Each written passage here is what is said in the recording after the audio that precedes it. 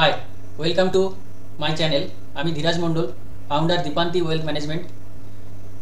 এই চ্যানেলের মাধ্যমে আপনারা জানবেন কিভাবে আপনি বিনিয়োগ করতে পারেন শেয়ার বাজারে, শেয়ার মার্কেটে, মিউচুয়াল ফান্ডে, এবং সুইং ট্রেডিং বা ইনভেস্টমেন্ট কিভাবে আপনি একটা কোম্পানিতে করতে পারেন। সেই কোম্পানির বিজনেস অ্যানালিসিস, ফান্ডামেন্টাল অ্যানালিসিস এবং টেকনিক্যাল অ্যানালিসিস করার পরে কিভাবে আপনি একটা কোম্পানিতে ইনভেস্ট করবেন, এবং আপনি যদি এই ফাইন্যান্সিয়াল মার্কেটে কেরিয়ার তৈরি করতে চান তাহলে কিভাবে আপনি একজন মিউচুয়াল ফান্ড ডিস্ট্রিবিউটার হতে পারেন, বা একটা পোর্টফোলিও ম্যানেজমেন্ট সার্ভিসের ডিস্ট্রিবিউটার হতে পারেন, বা একটা সফল ট্রেডার হতে পারেন, বা ইনভেস্টার হতে পারেন। এই সমস্ত সচেতনতা এই চ্যানেলের মাধ্যমে আমি ক্রিয়েট করব। আমার সাথে থাকুন এবং ফাইন্যান্সিয়াল লিটারেসি বাড়ানোর জন্য সহযোগিতা করুন। Thank you. নমস্কার, আমি ধীরাজ মণ্ডল। কেমন আছেন সবাই? আজ ক্যামেরার সামনে উপস্থিত হলাম একটা বিশেষ কারণে। সোশ্যাল মিডিয়া বা হোয়াটসঅ্যাপ বা ফোন কল, বিভিন্ন জায়গা থেকে আমার স্টুডেন্ট, আমার কলিগস, ফ্যামিলি ফ্রেন্ড, বন্ধু, ইভেন পরিবার থেকেও বারবার একটাই কোয়ারি, একটাই প্রশ্ন আমাকে করা হচ্ছে, সেটা হচ্ছে, চাকরিটা কি ছেড়ে দিয়েছো? স্যার, আপনি চাকরিটা কি ছেড়ে দিয়েছেন? আপনি যদি চাকরিটা ছেড়ে থাকেন তাহলে কি করছেন? 10 বছর জব করার পরে অবসর জীবনে কিভাবে পা দেওয়া সম্ভব? সেই সমস্ত বিষয় নিয়ে আজকে আলোচনা। আজকে আমি সোশ্যাল মিডিয়ার মাধ্যমে আপনাদেরকে আমার জার্নি সম্বন্ধে জানাবো, এবং আজকের বিষয় আর্থিক স্বাধীনতা। আর্থিক স্বাধীনতা আমরা কিভাবে পেতে পারি, এবং আমি কিভাবে উইদিন 10 ইয়ার্স, 10 বছরে জব লাইফ থেকে, অবসর জীবন, চাকরি জীবন থেকে আমি অবসর নিয়ে নিজের ব্যক্তিগত, নিজের পার্সোনাল স্টার্ট আপ শুরু করেছি। কি সেই পার্টিকুলার কাজ বা কিভাবে আমি আমার 9 to 5 জব থেকে অবসর জীবনে পা দিলাম, সেই জার্নিটাই আজকে আপনাদের সামনে ডিসকাস করব। আমার সঙ্গে থাকুন। সমস্ত প্রশ্নের উত্তর আপনারা পেয়ে যাবেন।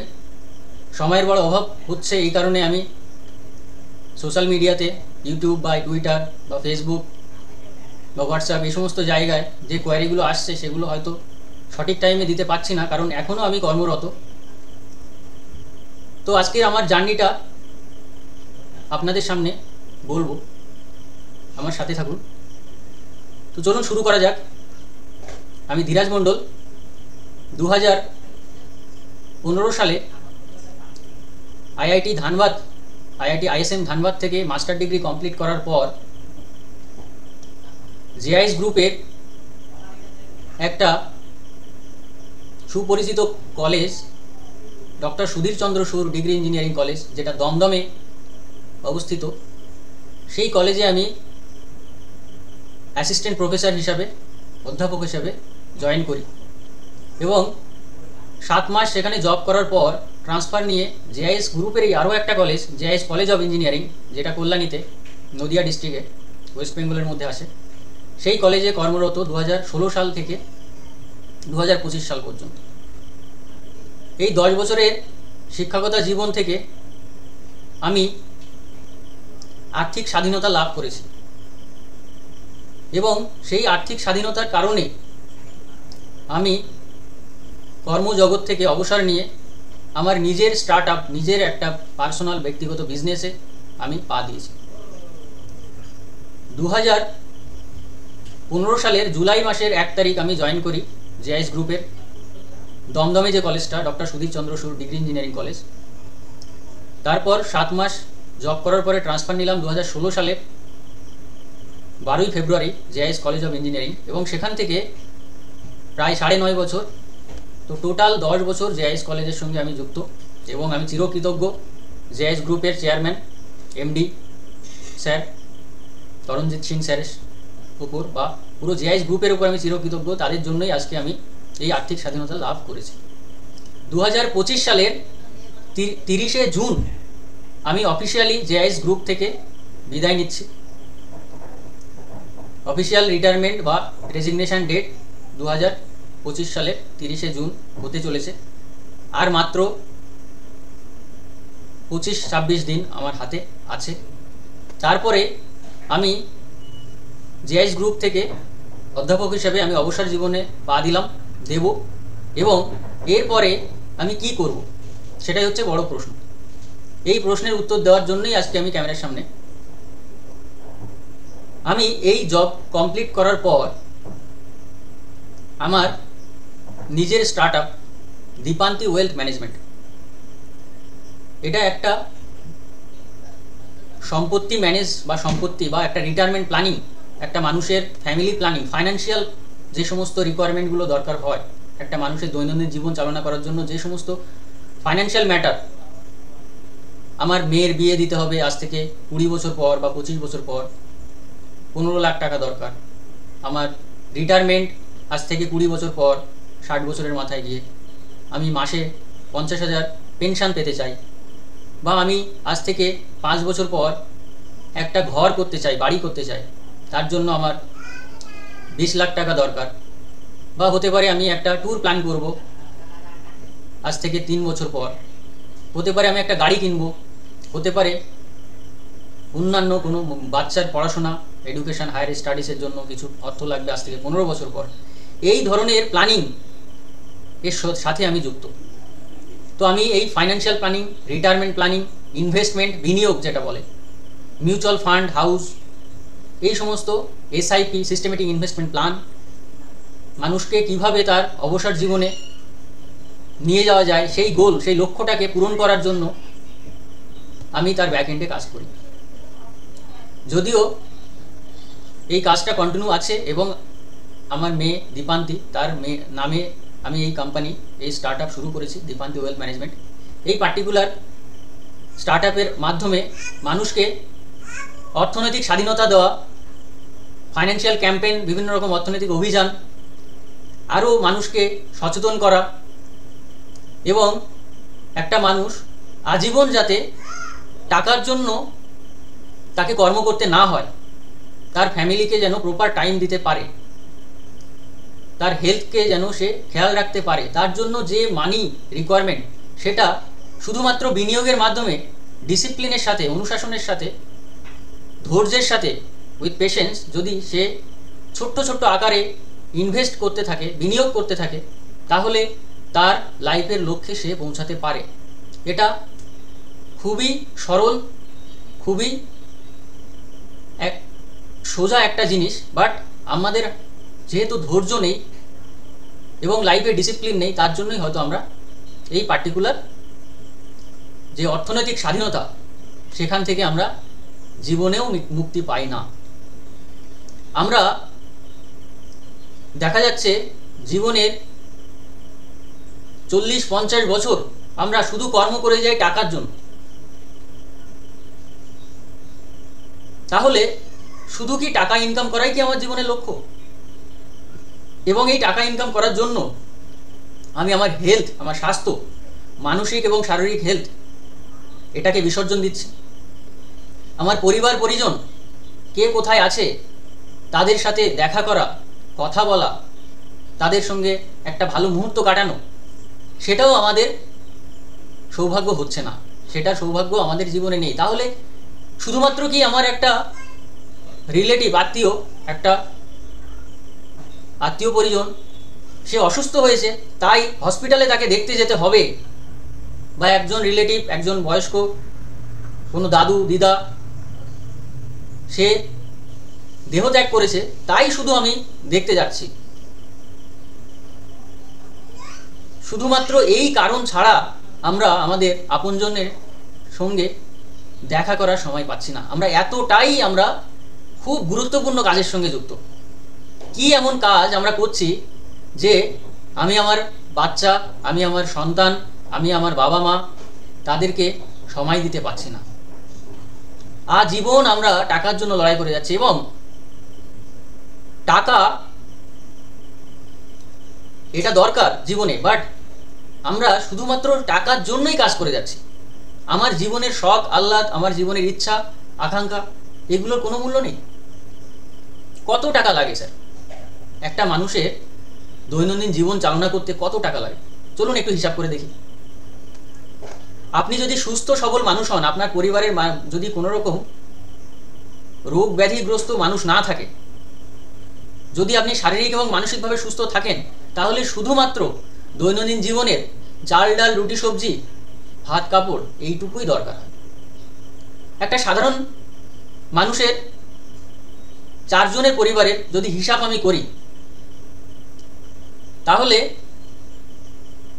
দেখা যাচ্ছে গড়ে এভারেজ খরচ, যদি আপনি গ্রামে বাস করেন তাহলে আপনার সংসার খরচ, যেটা খাওয়া দাওয়া বেসিক নেসেসিটি যেটা বলে, সাধারণ যে প্রয়োজনীয় যে জিনিসপত্র, অপ্রয়োজনীয় তো অনেক কিছুই লাগে। আমি কিন্তু মাদক দ্রব্য এই সমস্ত এর সাথে অ্যাড করছি না। আপনার যেটুকু লাগে সংসার চালনা করতে গেলে, চাল ডাল রুটি সবজি মাছ মাংস, এই পার্টিকুলার খরচ আপনি একটু হিসাব করে দেখবেন। যদি আপনি গ্রামে বাস করেন তাহলে এটা ভ্যারি করে 5,000 থেকে 15,000, ম্যাক্সিমাম 20,000-এর মধ্যে। 20,000 টাকা মাসে আপনার খাওয়া দাওয়ায় খরচ হয়। আপনি একটু হিসাব করে দেখবেন। আমি আরও একটু ভালো করে আমি ভালো থাকবো, তাহলে আপনি 25,000 টাকায় ধরেন। তার বাইরে আপনি গ্রামে যদি বাস করেন, যে টাকাটাই খরচ করছেন 20,000 থেকে 25,000-এর বেশি যদি আপনি সংসার খরচে খরচ করছেন, সংসারের জন্য খাওয়া দাওয়ার জন্য, তাহলে আপনি আপনার খাদ্যাভ্যাস চেঞ্জ করুন।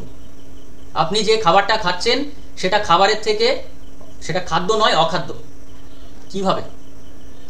আপনার খরচ যদি 30,000-এর উপরে পৌঁছে যাচ্ছে যদি আপনি গ্রামে বাস করেন, তাহলে আপনি আপনার প্লেটে সবসময় তৈলাক্ত জিনিস রাখছেন, সবসময় রেড মিট রাখছেন মানে মাটন, অনেক বেশি আপনি জাঙ্ক ফুড খাচ্ছেন, ভাজাভুজি তেলে ভাজা যেগুলো, চপ সিঙ্গাড়া পেঁয়াজি, এগরোল চাউমিন মোগলাই, এই সমস্ত তৈলাক্ত বা জাঙ্ক ফুড যেটা বলে, এটা কোনো কাজে লাগে না শরীরে। আপনি শাক সবজি লতাপাতা ডাল ভাত এবং বেসিক যে সমস্ত প্রোটিন রিচ খাবার বা কার্বোহাইড্রেট এবং লো কার্বোহাইড্রেট খাবার এবং প্রোটিন বা একটু ফ্যাট সব মিলেমিশে একটু ফ্রুট, এই সমস্ত হিসাব করে দেখবেন 20,000 ম্যাক্সিমাম 25,000, এর বেশি খরচ হয় না স্যার। এর বাইরে যে খরচটা করছেন এটা আননেসেসারি, অপ্রয়োজনীয় খরচ। আপনার পরিবারের জন্য আপনি যে চিপস, যে কোল্ড ড্রিঙ্কস, যে মিষ্টি, যে খাবারগুলো আপনি নিয়ে যাচ্ছেন, এটা খাবার নয়। আপনার জীবন থেকে সুগার চিনি, আপনার জীবন থেকে তেল, আপনার জীবন থেকে লবণ, আপনার জীবন থেকে জাঙ্ক ফুড যত আপনি বর্জন করতে পারবেন। ইভেন আপনি যদি আপনার জীবন থেকে প্যাকেজ ফুড, এই সমস্ত চিপস কুরকুরে বিস্কিট এগুলো বর্জন করতে পারবেন, তত আপনি সুস্থ থাকবেন। তো 25,000 টাকা, 20 থেকে 25,000 টাকা একটা গ্রামে বসবাসকারী মানুষ তার কিন্তু খরচ আছে ম্যাক্সিমাম। আমি মনে করি 15,000 টাকার বেশি খরচ হয় না খাওয়া দাওয়া, ম্যাক্সিমাম 20,000 হোক। যদি আপনি শহরে বাস করেন বা মফস্বল এরিয়াতে বাস করেন, তাহলে আপনার খরচ হবে 30 থেকে 40,000 টাকা, তার বেশি 1 টাকাও নয়। ইভেন আপনি যদি সঠিকভাবে চলেন 30,000-এর মধ্যে এটা সেটেল করা সম্ভব। তার মানে গড়ে আমি যদি একটা পরিবার 4 জনের ফ্যামিলি, যদি তার ফ্যামিলিতে কোনো রোগ না থাকে, তাহলে ম্যাক্সিমাম 30,000 টাকা সংসার খরচ হয়। আমি কিন্তু মুম্বাই বা দিল্লির মতো জায়গার কথা বলছি না, এটা একটা মুম্বাই দিল্লি, সেখানে হয়তো 40 থেকে 50,000 টাকা খরচ হতে পারে। তো আমি একটা এভারেজ একটা হিসাব করে আমি যদি ভাবি যে 25,000 টাকা আমার মাসে সংসার খরচ আছে চাল ডাল রুটি সবজি, তাহলে বছরে 3 লাখ টাকা, বছরে 3 লাখ টাকা আপনার খরচ। এই টাকাটার বাইরে কোনো খরচ নেই। এই টাকাটার বাইরে যদি আপনি অসুস্থ না হন, এই টাকাটার বাইরে কোনো খরচ নেই। সুতরাং আপনি সুস্থ জীবনযাপন করলে আপনার এর বাইরে খরচ নেই। বছরে 3 লাখ টাকা। চলুন একটু হিসাব করি কত টাকা দরকার এই 3 লাখ টাকা বছরে ইনকাম করতে গেলে।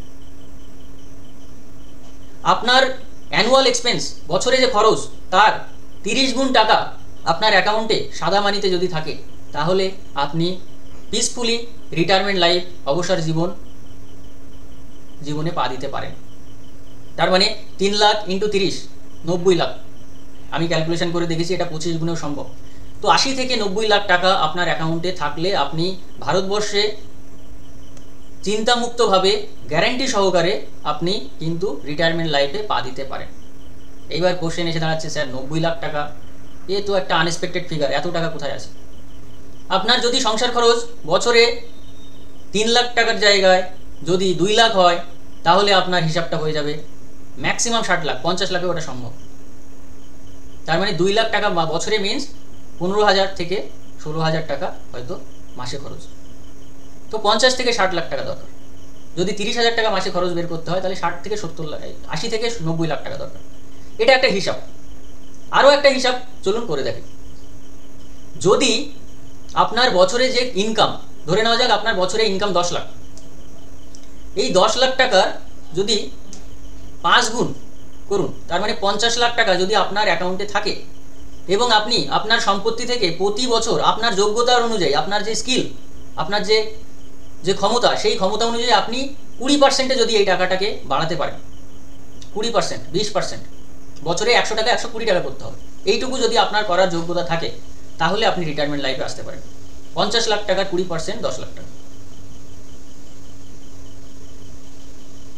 তো এটা সম্ভব, এটা সম্ভব যদি আপনি ডিসিপ্লিনে থাকতে পারেন। তো এখানে মেন প্রাইমারি জিনিস যেটা আপনার খেয়াল রাখতে হবে, সেটা আপনার হেলথ, মানসিক এবং শারীরিক সুস্থতা খুবই প্রয়োজন বেঁচে থাকতে গেলে। নয়তো যতই টাকা করেন না কেন আপনি, হসপিটালে সব আপনাকে দিয়ে আসতে হবে এবং প্রতিদিন এই সুগার কোলেস্ট্রলের বিল ভরতে ভরতেই আপনার জীবন শেষ। সুতরাং সবচেয়ে প্রথম প্রায়োরিটি হচ্ছে আপনার health, mental and physical health. আপনি সুস্থ থাকুন স্যার, এটাই কাম্য। তো আজকে এই আর্থিক স্বাধীনতা পেতে গেলে আপনার সবার প্রথম যেটা খেয়াল করতে হবে, সেটা হচ্ছে আপনার মেন্টাল অ্যান্ড ফিজিক্যাল হেলথ। এটার উপরে আপনি জোর দিন, নয়তো আপনি যাই সম্পত্তি করবেন সেটা ভোগ করতে পারবেন না। তো এই যে লক্ষ্যে 50 লাখ বা 60 লাখ বা 70 লাখ যেটা আমি বলছি, এই লক্ষ্যে পৌঁছতে গেলে কি করতে লাগবে? কিছুই নয় স্যার। আপনি চাকরিজীবী, 50,000 60,000 টাকা আপনার মাসে আয়, আপনি আমার কথায় ভারতবর্ষের যে কোনো একটা index fund, Nifty 50 index fund, Nifty next 50 index fund, যেটাকে জুনিয়র বিজ বলা হয়, যে কোনো একটা ইন্ডেক্স ফান্ডে আপনি 15,000 টাকা ইনভেস্ট করুন। 1500 থেকে 16 বছর পরে গিয়ে এই টাকাটা 1 কোটিতে গিয়ে পৌঁছাবে। 15,000 টাকা মাসে মাসে যদি আপনি বিনিয়োগ করতে পারেন, তাহলে যদি এই টাকাটা 15% বছরে যদি 15% রিটার্ন দেয়, তাহলে 15 বছরে টাকাটা 1 কোটিতে গিয়ে দাঁড়ায়। এবং 1 কোটি টাকা যদি অ্যাকাউন্টে থাকে, তাহলে গ্যারান্টি সহকারে মাসে 70,000 টাকা আয় করা যায়। গ্যারান্টি কথাটা ইউজ করি। এবং যদি আমি মুদ্রাস্ফীতিকে সঙ্গে রেখে চলি, তাহলে এখান থেকে যদি আপনি মাসে 30,000 টাকা করে তুলে নেন, আসল টাকা আপনার বাড়তে থাকবে, 1 থেকে 2 কোটি, 2 থেকে 4 কোটি হতে থাকবে এবং আপনি আজীবন 30,000 টাকা মাসে মাসে তুলতে পারবেন for the rest of your life. আপনার জীবনের শেষ মুহূর্ত পর্যন্ত আপনি এই টাকাটা তুলতে পারবেন, ইনফ্লেশন অ্যাডজাস্টেড, মুদ্রাস্ফীতিকে ধরে নিয়ে। মানে 30,000 টাকা এই বছর তুলছেন, পরের বছর 30,000-এর 6% বাড়িয়ে, মানে 12 বছর পরে আপনাকে 60,000 টাকা করে আপনি তুলতে পারবেন। এইভাবে আপনি মুদ্রাস্ফীতিকে মাথায় রেখে যদি আপনার অ্যাকাউন্টে 80 থেকে 90 লাখ টাকা থাকে বা 1 কোটি ধরে নিন, তাহলে আপনি একটা স্যালারি বা একটা পেনশন আজকের ডেটে 30,000 আজীবন তুলতে পারবেন। প্রশ্নটা আসছে যে এত টাকা কোথায় আছে? আপনার যে সম্পত্তিটা আছে না, ওর মধ্যেই আছে। আমাদের দেশের মানুষ, ম্যাক্সিমাম পিপল, আমরা হচ্ছে অ্যাসেট রিচ ইনকাম পুয়ার ক্যাটাগরির মধ্যে আসে। অ্যাসেট রিচ ইনকাম পুয়ার মানে হচ্ছে আমাদের সম্পত্তি আছে, তাতে আমরা ধনী। বাবার 10 বিঘা সম্পত্তি, 30 বিঘা সম্পত্তি, 50 বিঘা সম্পত্তি, এরকম অনেক লোক আছে। বাজারের বুকে আমার 5 কাঠা জমি আছে, 20 লাখ টাকা কাটা হলে 1 কোটি টাকা। এরকম প্রচুর মানুষ আমার আশেপাশে ঘোরাফেরা করছে, অথচ তাদের সংসারের প্রয়োজনীয় দ্রব্য, সংসারের প্রয়োজনীয় জিনিস সেটা কিন্তু ঘরে আসছে না। কি আসছে? অপ্রয়োজনীয় জিনিস আসছে। তেলে ভাজা, চপ, সিঙ্গাড়া, চাউমিন, এগরোল, মোগলাই এবং আরও কত কিছু, যত রাজ্যের প্যাকেজ ফুড, চিপস, কুরকুরে বাচ্চার জন্য নিয়ে যাচ্ছেন, ওটা বিষ, স্লো পয়জন স্যার। আপনি আপনার বাচ্চাকে বিষ খাইয়ে মারছেন, এটা মেনে নিন। একটু পড়াশোনা করুন স্যার, জানুন এগুলো কি। আপনার বাচ্চার জন্য কোনো খাবার ভারতবর্ষে কোনো দোকানে আপনার বাচ্চার জন্য খাবার নেই। আপনার বাচ্চার জন্য খাবার হচ্ছে বাড়িতে বানিয়ে খাওয়াতে হবে। তার মানে আপনি যে কাজু কিশমিশ আলমন্ডস যেগুলো বাজারে যেটা পাওয়া যায় সেটাকে বাড়িতে এনে ডাস্ট বানান, বানিয়ে ওটা আপনি আপনার বাচ্চাকে খাওয়ান, শুধুমাত্র উষ্ণ গরম জলে করে খাইয়ে দিন, ওর মধ্যেই আসল খাবার। সুতরাং জীবনের প্রায়োরিটি বোঝার চেষ্টা করুন, আজীবন টাকার জন্য দৌড়াতে হবে না। তো আমরা যে বিষয়টা নিয়ে আলোচনা করছিলাম আর্থিক স্বাধীনতা, এটা পেতে গেলে আপনাকে জীবনের 10 থেকে 12 বছর ম্যাক্সিমাম 15 বছর অন্যের হয়ে কাজ করতে হবে, অন্যের আন্ডারে কাজ করতে হবে, অন্যের অধীনে কাজ করতে হবে, যদি আপনার কোনো কিছু না থেকে থাকে। আর যদি আপনার পৈতৃক সম্পত্তি বা যাই কিছু এগুলো থেকে থাকে তাহলে আর অন্যের অধীনে কাজ করার দরকার নেই। তো আমরা যে আলোচনাটা করছিলাম অ্যাসেট রিচ ইনকাম পুওর, আমরা এই ক্যাটাগরির মধ্যে আসি। আপনার সম্পত্তির ভ্যালুয়েশন করে দেখুন, দেখবেন মিনিমাম 50 লাখে পৌঁছে গেছে। 50 লাখ টাকা যদি আপনার অ্যাকাউন্টে থেকে থাকে, এই টাকার থেকে আপনি গ্যারান্টি সহকারে আজীবন 35,000 টাকা করে তুলতে পারেন। এটা একটা পেনশনের মতো কাজ তৈরি হবে, আজীবন 35,000 টাকা তুলতে পারেন। এবং আপনি যদি মুদ্রাস্ফীতিকে মাথায় রাখেন তাহলে এই 50 লাখের এগেনস্টে আপনি যেটা তুলবেন সেটা হচ্ছে 12 থেকে 15,000 টাকা। বাকি টাকাটা আপনার বাড়তে থাকবে, 50 থেকে 1 কোটি, 1 কোটি থেকে 2 কোটি হয়ে যাবে। যেটা প্রয়োজন সেটুকুই তুলুন না, কেন দরকার আমার বেশি বেশি তুলে? কিছুই নয়, ভারতবর্ষের অর্থনীতিতে ইনভেস্ট করে দিন। আমাদের একটা ভুল ধারণা আছে, সেটা হচ্ছে ইনভেস্টমেন্ট বা যাই কিছু করার চিন্তা ভাবনা করি আমরা চলে যাই এলআইসির এজেন্টের কাছে। না, এলআইসির এজেন্ট হচ্ছে ইনি হচ্ছে বিমা করেন, আপনাকে বিমা করতে সাহায্য করেন। তো আপনি যেটা ভাবছেন এলআইসি করেছি তো আমি, না, ভুল ভাবছেন। একটু বুঝতে হবে, এলআইসি হচ্ছে একটা বিমা কোম্পানি। আমি বলছি ইনভেস্টমেন্ট করতে। ইনভেস্টমেন্ট মানে হচ্ছে বিনিয়োগ। বিমা আর বিনিয়োগের মধ্যে পার্থক্য আছে। বিমা আপনার অসময়ে, যখন আপনার কোনো একটা দুর্ঘটনা ঘটলো, আপনি এই ইহজগতে নেই, তখন আপনার পরিবারকে সেই একই লাইফস্টাইল যাতে মেনটেন করতে পারেন, আপনার পরিবারকে খেয়াল করার জন্য এককালীন একটা ভালো টাকা পান, এটা রিস্ক ম্যানেজমেন্ট বলে। বিনিয়োগ হচ্ছে, ইনভেস্টমেন্ট মানে হচ্ছে বিনিয়োগ, যেটা কিনা আপনার ফিউচার ক্যাশ ফ্লো। আজ থেকে 5 বছর পরে আপনার এই টাকা লাগবে, আজ থেকে 10 বছর পরে এই টাকা লাগবে, আজ থেকে 15 বছর পরে এই টাকা, 20 বছর পরে এই টাকা, বা 60 বছরের পরে গিয়ে আমি যদি রিটায়ারমেন্টে আসি তাহলে আমার পেনশন এত টাকা। যারা গভর্নমেন্ট এমপ্লয়ি তাদের হয়তো পেনশন তারা পেয়ে যাবে সরকারের থেকে, বাট যারা গভর্নমেন্ট নয়, কত পার্সেন্ট গভর্নমেন্ট এমপ্লয়ি? ম্যাক্সিমাম 1 থেকে 2 কোটি, 2 কোটি মানুষ। তার বাইরে তাদেরকে কে বিমা, কে এই পার্টিকুলার আপনার পেনশন, বেতন, যে সমস্ত আপনার রিটায়ারমেন্ট লাইফে কে খেয়াল রাখবে? এই টাকা আপনার খেয়াল রাখবে।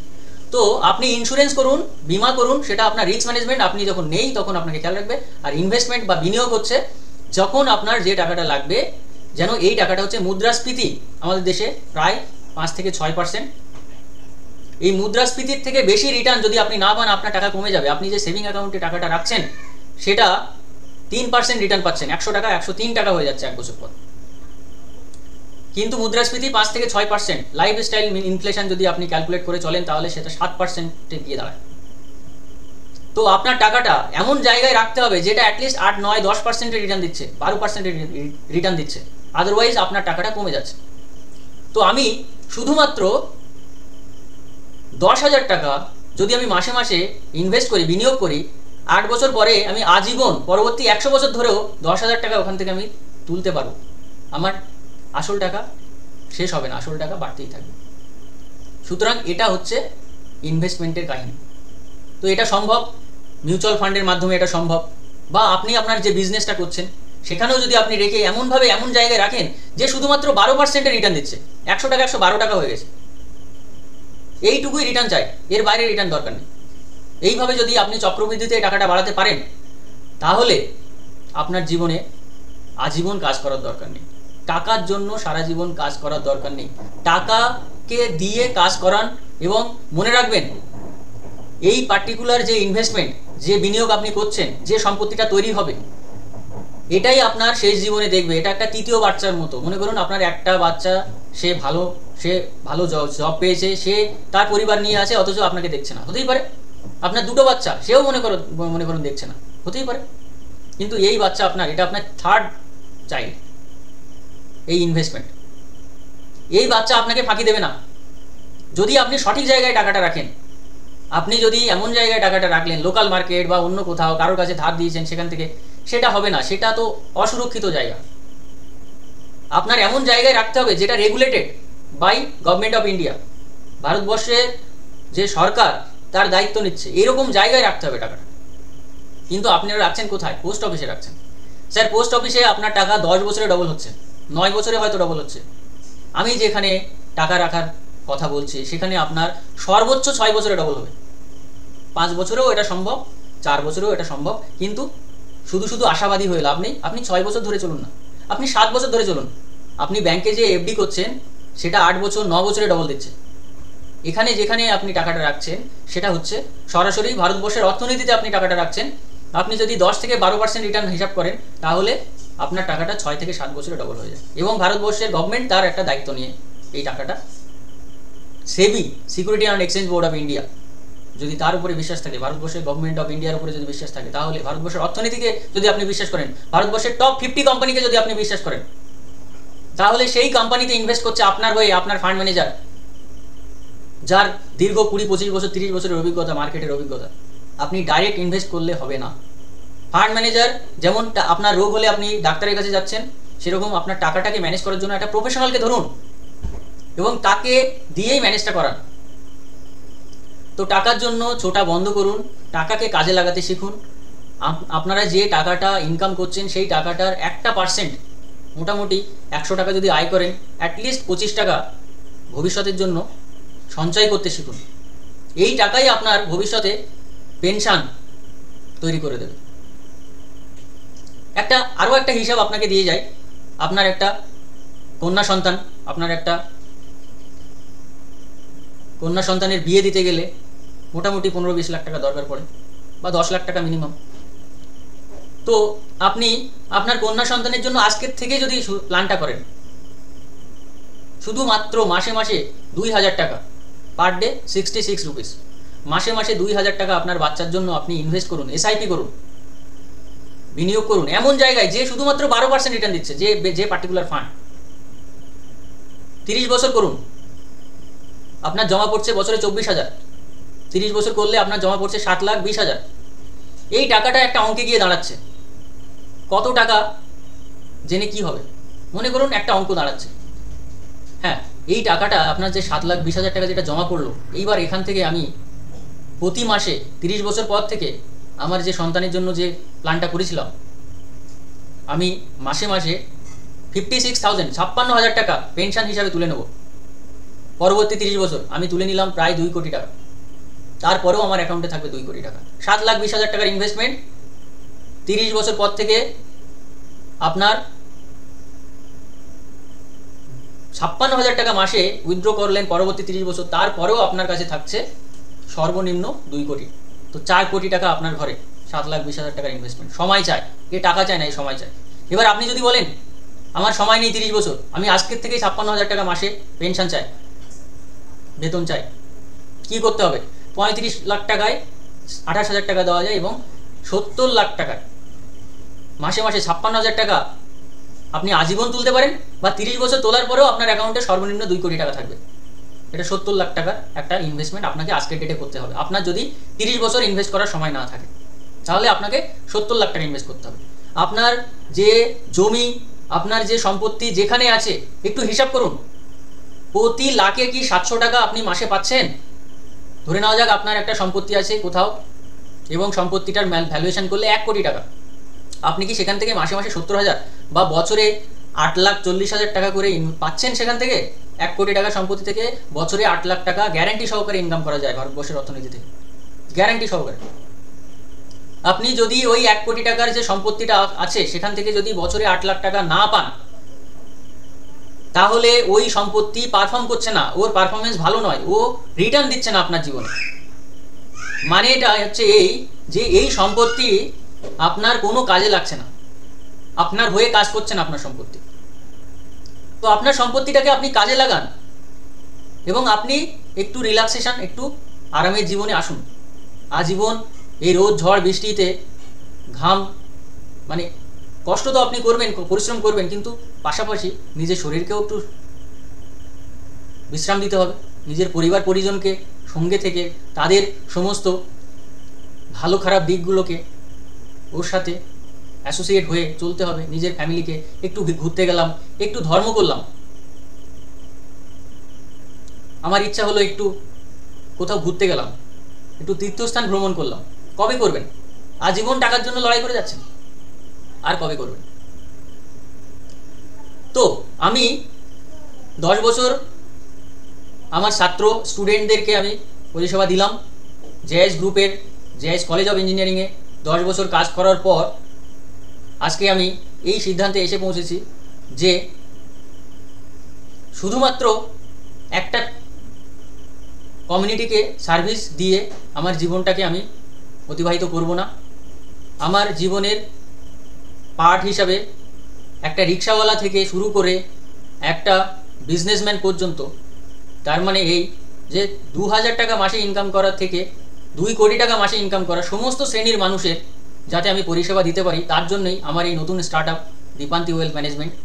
এই স্টার্টআপের মাধ্যমে আমি মানুষকে লিটারেট করি কিভাবে আপনি ফাইন্যান্সিয়াল ফ্রিডম, আর্থিক স্বাধীনতা পেতে পারেন, কিভাবে আপনি আপনার কর্মজগতে যে কাজটা করছেন সেটাকে আরও ভালোভাবে করতে পারেন। আপনি যদি আপনার কর্মজগতে সন্তুষ্ট নন, স্যাটিসফাইড নন, তাহলে আপনার কি করা উচিত, এইভাবে একটা মেন্টর হিসাবে একটা গাইডেন্স প্রোভাইড করা, একটা মানুষের ফাইন্যান্সিয়াল প্ল্যানিং করা অ্যাজ ফাইন্যান্সিয়াল অ্যাডভাইজার। আমি মিউচুয়াল ফান্ড হাউসের সঙ্গে যুক্ত, আমি একটা SEBI regulated AMFI registered mutual fund distributor. আমি মিউচুয়াল ফান্ড হাউসে ডিস্ট্রিবিউশন অ্যান্ড ডেভেলপমেন্ট এর কাজ করি। এখানে বিনিয়োগ কোথায় করবেন, কোন ফান্ডে করবেন, কত টাকা করবেন, কত বছর পরে কোন টাকাটা লাগবে, এই টোটাল প্ল্যানিংটা আমি করি এবং এর মাধ্যমে মানুষকে পরিষেবা দিচ্ছি। এবং এই টোটাল পরিষেবা যেটা আমি দিচ্ছি সেটা সম্পূর্ণ বিনামূল্যে আমি দেওয়ার জন্য সিদ্ধান্ত নিচ্ছি। কিন্তু যেহেতু এখানে একটা সময়ের ভ্যালু আছে, মূল্য আছে, হয়তো আপনি অ্যাপয়েন্টমেন্ট নিলে হয়তো আপনার ফিজ কিছু একটা পেমেন্ট করতে হচ্ছে, বাট সেই পেমেন্টটা আবার রিফান্ডেবল, আমি আবার রিফান্ড করে দেবো যদি আপনি টোটাল প্ল্যানিংটা করতে চান বা আমার মনে হয় যে হ্যাঁ এই পার্টিকুলার ইনভেস্টমেন্টের প্রথম ইনভেস্টমেন্ট আমার, আপনাকে আমি সেইভাবে আবার রিটার্ন, কারণ এই পার্টিকুলার পরিষেবা থেকে আমার বেনিফিট আসবে সেই জন্য আমি এটা শুরু করিনি। এটা সর্বোপরি সবার বেনিফিট যাতে হয় এবং আমার ফাইন্যান্সিয়াল ফ্রিডম বা আর্থিক স্বাধীনতা আমি যেহেতু নিজে এই পার্টিকুলার ফিল্ড থেকে ইনভেস্টমেন্টের মাধ্যমে আমি পেয়েছি, আমি সমস্ত কমিউনিটিকে আমি এই পরিষেবাটা দেওয়ার জন্য আমি ডিসিশন নিয়েছি। এবং তাছাড়াও এই ওয়েলথ ম্যানেজমেন্ট কোম্পানির মাধ্যমে আমি বেসিক যে বিজনেস অ্যানালিসিস কোর্স বা বিভিন্ন রকম ফাইন্যান্সিয়াল গাইডেন্স বা কোনো একটা কোম্পানির ফাইন্যান্সিয়াল হেলথ চেক আপ, এই সমস্ত যে পার্টিকুলার পরিষেবাগুলো সেগুলো আমি এই ওয়েলথ ম্যানেজমেন্ট কোম্পানির মাধ্যমে আমি দিয়ে থাকি। এবং তাছাড়া আমি জব ছাড়ার পরে আমি বিভিন্ন অর্গানাইজেশনে অ্যাজ গেস্ট ফ্যাকাল্টি একটা অ্যাডজান্ট প্রফেসর হিসাবে আমি কাজ করব এবং মিউচুয়াল ফান্ড হাউস ইনভেস্টমেন্টের জগতে আমি নিজেকে ডেডিকেট করে মানুষের ফাইন্যান্সিয়াল প্ল্যানিং আমি করতে চলেছি। এবং এই পার্টিকুলার সোশ্যাল মিডিয়ার মাধ্যমে আপনি প্রতিদিন নিয়মিত বিভিন্ন রকম কোশ্চেন যেগুলো আমি ফেস করছি, প্রশ্ন, সেগুলোর উত্তর আপনি পাবেন। আপনার কোয়ারি, আপনার কোশ্চেন আপনি করুন ওখানে সোশ্যাল মিডিয়ার মাধ্যমে। আমি চেষ্টা করব আমার বিজি শিডিউল থেকে আমি আপনার প্রশ্নের উত্তর দিতে। তো আমি একজন মিউচুয়াল ফান্ড ডিস্ট্রিবিউটার হিসেবে কাজ করছি। আপনার লাইফের যে সমস্ত ফাইন্যান্সিয়াল গোল, লক্ষ্যগুলো আছে সেগুলো প্ল্যান করুন, বোঝার চেষ্টা করুন এবং আজীবন যাতে এই টাকার জন্য না ছুটতে হয় তার জন্য এখন থেকেই ভাবনা চিন্তা করুন। ম্যাক্সিমাম 10-12 বছর, 15 বছর দরকার পড়ে। আজীবন আপনাকে এইভাবে টাকার জন্য দৌড়াতে হয় না। টাকাকে দিয়ে কাজ করাতে শিখুন বা সঠিক মানুষের হাত ধরে চলুন, তাহলে কিন্তু আপনি লাইফে সেই শান্তি বা ফ্যামিলিকে, যে পরিবারকে সুস্থ রাখা, সেই দায়িত্ব নিতে পারবেন। এবং এলআইসির মাধ্যমে ইন্স্যুরেন্স করুন, বিনিয়োগ করবেন না। এলআইসি কিন্তু একটা ইন্স্যুরেন্স কোম্পানি। হ্যাঁ, এলআইসি মিউচুয়াল ফান্ডে আপনি ইনভেস্ট করতে পারেন, এসবিআই মিউচুয়াল ফান্ডে আপনি ইনভেস্ট করুন, আইসিআইসিআই মিউচুয়াল ফান্ডে ইনভেস্ট করুন, কোটাক মিউচুয়াল ফান্ডে ইনভেস্ট করুন। এগুলো হচ্ছে ইনভেস্টমেন্ট ইনস্ট্রুমেন্ট, এটা বুঝতে হবে। এলআইসি আপনাকে যেটা দেয় সেটা বছরে 5 থেকে 6% ম্যাক্সিমাম রিটার্ন দেয়। যেহেতু এর সঙ্গে রিস্ক অ্যাসোসিয়েট আছে, এককালীন কিছু টাকা পাবেন। সুতরাং এটা কিন্তু পিওর ইনভেস্টমেন্ট প্রোডাক্ট নয়। পিওর ইনভেস্টমেন্ট করতে গেলে আপনাকে কোনো মিউচুয়াল ফান্ডের হাত ধরে কিন্তু আসতে হবে, নয়তো আপনি আপনার বিজনেস করছেন যেখান থেকে আপনি 20-25% রিটার্ন পাচ্ছেন, সেখানেও আপনি করতে পারেন। তো আজকের ভিডিওতে এই পর্যন্তই। আমি এই মুহূর্তে জেআইএস কলেজে কর্মরত। 30শে জুন 2025 আমি রিটায়ারমেন্ট লাইফে পা দিচ্ছি এবং 9 to 5 যে জব, অ্যাক্টিভ জব থেকে আমি অবসর নিয়ে এখন এই মুহূর্তে প্যাসিভ ইনকাম বা প্যাসিভ জবে আমি শিফট হচ্ছি। বিভিন্ন অর্গানাইজেশন, ইনস্টিটিউশনে আমি অ্যাজ গেস্ট ফ্যাকাল্টি হিসাবে কাজ করছি। কোচিং সেন্টারের সঙ্গে যুক্ত হয়ে স্টুডেন্টদেরকে এডুকেট করছি, পড়াচ্ছি এবং আমার যে ফাইন্যান্সিয়াল ক্যাম্পেইন, যে ফাইন্যান্সিয়াল যে অভিযান, সেটা চলছে এবং চলতে থাকবে। সোশ্যাল মিডিয়ার মাধ্যমে আমি সবাইকে ফ্রি অফ কস্ট আমি এই সার্ভিসটা দিয়ে থাকছি। আপনাদের যদি কোনো কোয়ারি, কোশ্চেন থাকে অবশ্যই আপনি আমাকে আমার হোয়াটসঅ্যাপে মেসেজ করতে পারেন। প্লিজ অতিরিক্ত কল করবেন না, আর কল করলে হোয়াটসঅ্যাপ কল করুন, কারণ আপনার লাইফের যত ফাইন্যান্সিয়াল ব্যাপারগুলো সেটা কিন্তু কলের মাধ্যমে ডাইরেক্ট কল করলে সেটা কিন্তু কোনো রকমভাবে কোনো স্প্যাম হয়ে যেতে পারে, স্ক্যাম হয়ে যেতে পারে বা কোনো রকম এখানে ফ্রড হতে পারে। ফাইন্যান্সিয়াল ফ্রড কিন্তু প্রতি সেকেন্ডে আমাদের দেশে চলছে, সেটা মাথায় রাখবেন। এবং লাইফে আপনার প্রায়োরিটি সেট করুন হেলথ, এটা হচ্ছে ফার্স্ট প্রায়োরিটি। হেলথ, তারপরে রিলেশনশিপ, তারপরে মানি ততটুকুই আপনি ইনকাম করুন যতটুকু আপনার হেলথ আর রিলেশনশিপটাকে মেনটেন করতে কাজে লাগে, বা এরপরে টাকা আপনার কোনো কাজে লাগে না। হ্যাঁ, আপনি ওয়েলথ ক্রিয়েশন করতে পারেন, সেটা আলাদা ম্যাটার, কিন্তু প্রায়োরিটি আপনার হেলথকে দিন, আপনার পরিজনকে আপনার ফার্স্ট প্রায়োরিটি আপনি দিন। তো নমস্কার, সবাই ভালো থাকবেন, সুস্থ থাকবেন। আপনাদের কোনো কোয়ারি থাকলে অবশ্যই জানান। আমি নতুন একটা ভিডিওর মাধ্যমে আমি আপনাদের সামনে হাজির হব। আজকে এই পর্যন্তই, ধন্যবাদ। হ্যাঁ, তো কেমন লাগলো আজকের ভিডিও? আশা করি কিছু পার্সেন্টেজ ভ্যালু অ্যাড হয়েছে আপনার জীবনে। যদি ভিডিওটা ভালো লাগে অবশ্যই আপনি আপনার ফ্যামিলি ফ্রেন্ডদের সঙ্গে শেয়ার করুন, চ্যানেলটা সাবস্ক্রাইব করুন এবং বেল আইকনটা প্রেস করলে কিন্তু প্রতিদিনের আপডেট পাবেন। এবং পরের ভিডিওটা আপনি কোন বিষয়ের উপরে চাইছেন, কোন ভাষায় চাইছেন, সেটা অবশ্যই জানান। আমি পরের ভিডিওতে নতুন একটা টপিক নিয়ে আলোচনা করব। Thank you.